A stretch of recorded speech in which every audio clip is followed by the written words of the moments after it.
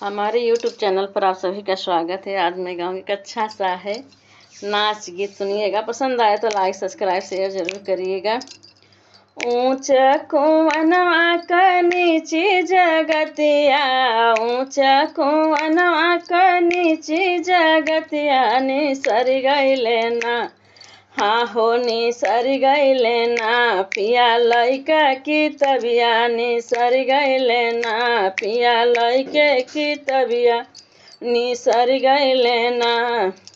ऊंचा कुआनवा क नीची जगतिया, ऊंचा कुआनवा क नीची जगतिया, निसर गइले ना, पिया लइका की तबिया, निसर गइले ना, पिया लइके की तबिया, निसर गइले ना।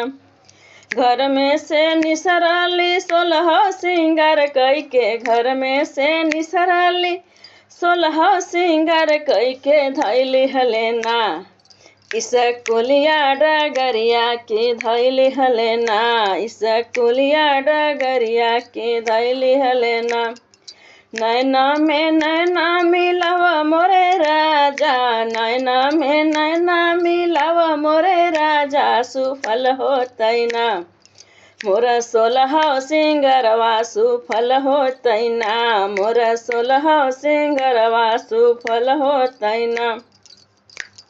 कैसे के नैना मिलाई मोरी रानी, कैसे के नैना मिलाई मोरी रानी, पढ़त बाटे ना 10 लड़का के बीच में, पढ़त बाटे ना 10 लड़का के बीच में, पढ़त बाटे ना।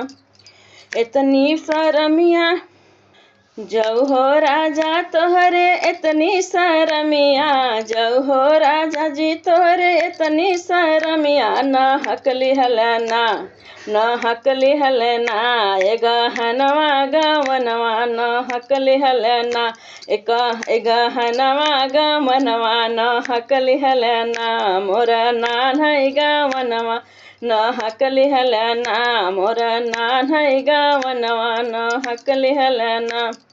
का मैं कहूँ अपने बाबा बेईमनवा, का हो कहूँ अपने बाबा बेईमनवा, न हक दिहले ना, मोरा नान है गवनवा, न हक दिहले ना, मोरा नान है गवनवा, न हक दिहले ना।